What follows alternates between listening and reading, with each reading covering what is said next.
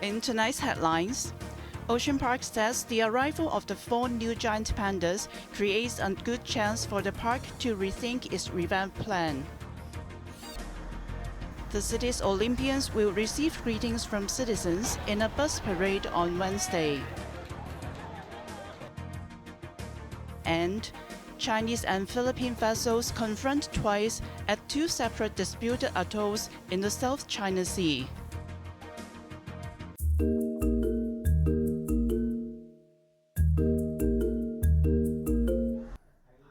Ocean Park Chairman Paulo Pong said, as the city's theme park is welcoming 4 new giant pandas, it is good timing to rethink its revamp plan and consider new facilities to ride on the latest developments. 之前山下園區嗰個零售項目啦，零售即係已經係暫時唔會做嘅。 Speaking to iCable News, Pong said the original plan to transform the lowland area into a retail, dining and entertainment hub would be set aside, adding that it is now more important to consider new facilities that can help the park in sustaining long-term growth.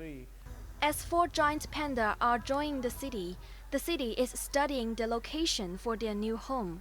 And Pong said it provides good chance for the park to how to make good use of its land and whether to demolish some of the older facilities. The park's chief Pong also pointed out that they would step up social media efforts to provide more channels for citizens to meet the giant pandas to keep up with the pandemonium. Separately, the park released new videos and photos of the newly born panda twins. Talking to the airwaves, Pong said the twins had been eating and defecating well but were still a little fragile. They were being fed breast milk, especially colostrum. At the moment, the cub's mother Ying Ying was not able to give too much, and the Sichuan Giant Panda Research Center helped to provide milk from other pandas. The park's caregivers and Ying Ying are taking turns to take care for the cubs. Evelyn Bai, Cable News.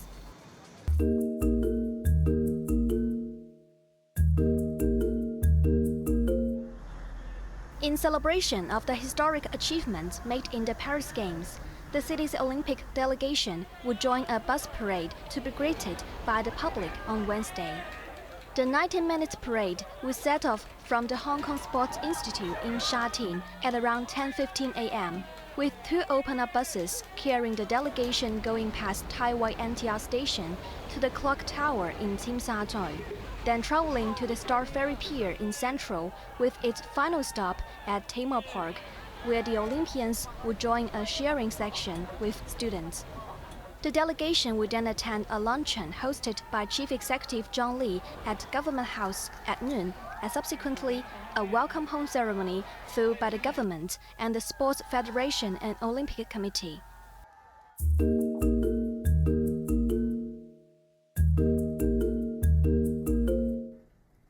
Toilet rolls that could hold up well in wet conditions may not be good to your toilet drains, said the Consumer Council.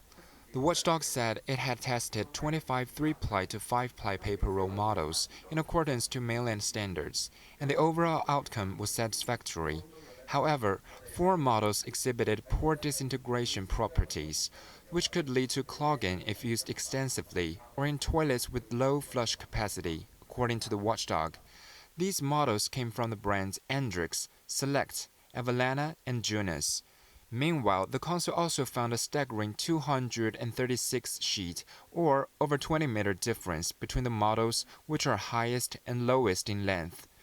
While length and sheet count vary from brand to brand, the real problem is the lack of clear labeling, the watchdog said, urging manufacturers to provide better product information in the future. The good news is, for what consumers care the most, all models passed hygiene tests, with only 1 from 759 store detected bacteria, but below standard level, the watchdog said.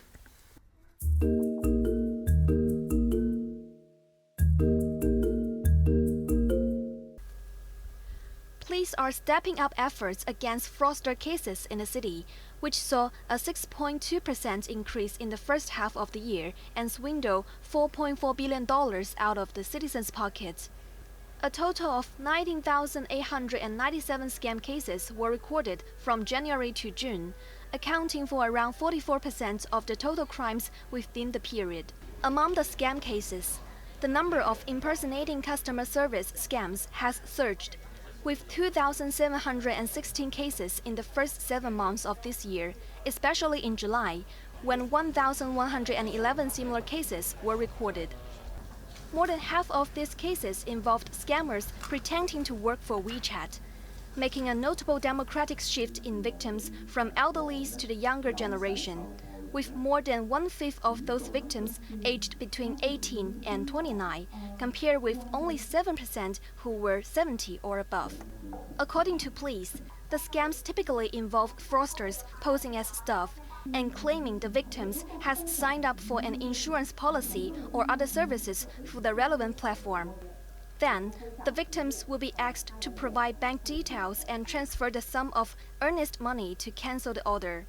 騙徒咧係會不停咁樣改變佢哋呃人嘅手法。Superintendent of the Commercial Crime Bureau, Theodora Lee, reminded the public to pay attention to different types of customer service scams and to always check with the official organizations. Financial intelligence evaluation sharing tool.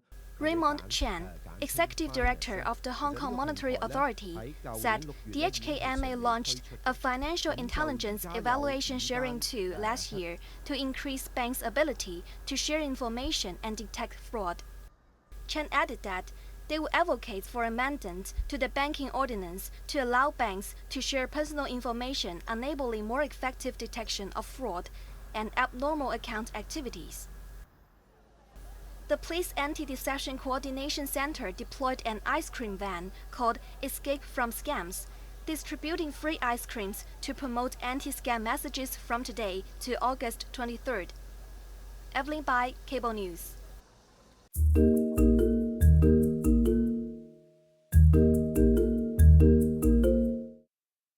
Chinese and Philippine vessels confronted twice early this morning at 2 separate disputed atolls in the South China Sea. China Coast Guard first released a video and alleged a Philippine vessel deliberately collided with a Chinese vessel in an unprofessional and dangerous manner at the Sabino Shoal. The footage purportedly showed that at 3:25 a.m., the Philippine ship suddenly turned and hit the Chinese ship on its port side, causing a scrape. Manila, however, released photos of damages on one of its vessels and blamed the Chinese side for conducting unlawful and aggressive maneuvers. It also claimed a second Philippine ship was rammed twice by the Chinese vessel about 15 minutes later and suffered minor damage. There were no reports of injuries.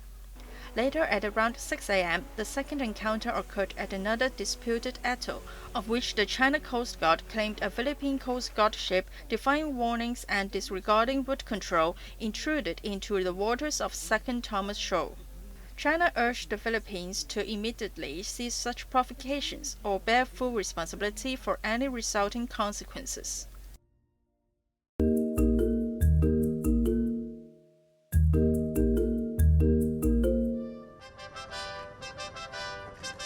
President Xi Jinping welcomed the new Vietnamese leader To Lam on his state visit to China today.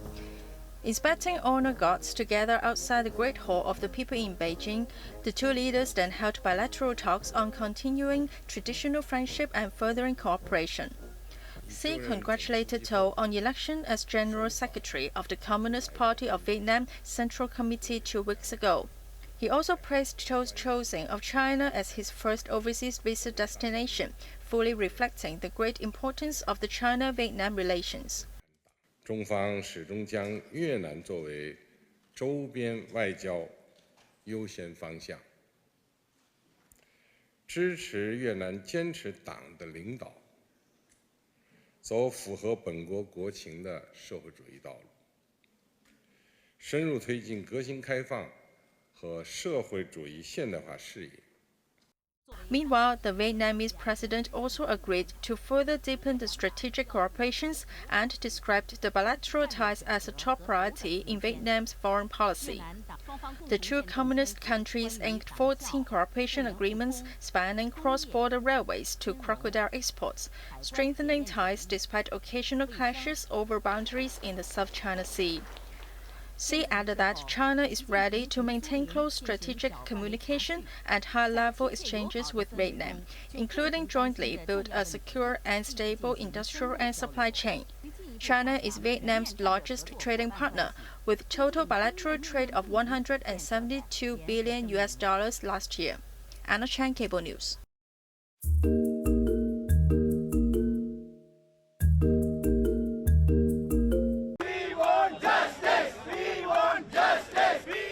Demonstrations have intensified across India in response to the tragic rape and murder of a 31-year-old trainee doctor at a state-run hospital in the eastern city of Kolkata earlier in the month. Medical workers across the country have taken to the streets, demanding justice and heightened security measures within medical facilities. If a lady is not safe at a workplace, that too hospital which is considered next to temple, and if a lady doctor who has given 10 to 12 years of her life to reach at a position where she is right now, then I wonder which lady in this country is safe. More than 1 million were expected to join the strikes, as hospitals and clinics across the country turned away non-emergency patients. They are demanding stronger laws, including making any attack on on-duty medics an offense without the possibility of bail, increasing security at hospitals, and safe spaces for them to rest. The government has asked the doctors to return to work and said it will set up a committee to look into their demands.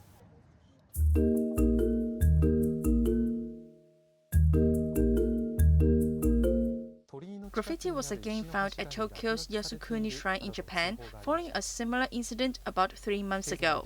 The graffiti on a stone pillar at the main entrance, likely made with a black felt pen, mainly consisted of Chinese characters meaning toilet, death to militarism, and dog feces. A shrine staff found the graffiti at around 3:50 a.m. local time and reported it to the police. The authorities are investigating the case on suspicion of damaging property. In late May, the same stone pillar that bears the shrine's name was defaced with red paint, and a Chinese man was indicted, while 2 other Chinese have been put on wanted list. Yasukuni has long been seen as a symbol of Japan's past militarism, as it honors the country's war dead, including convicted war criminals in World War II, and hence has been a source of diplomatic friction with China and other Asian countries.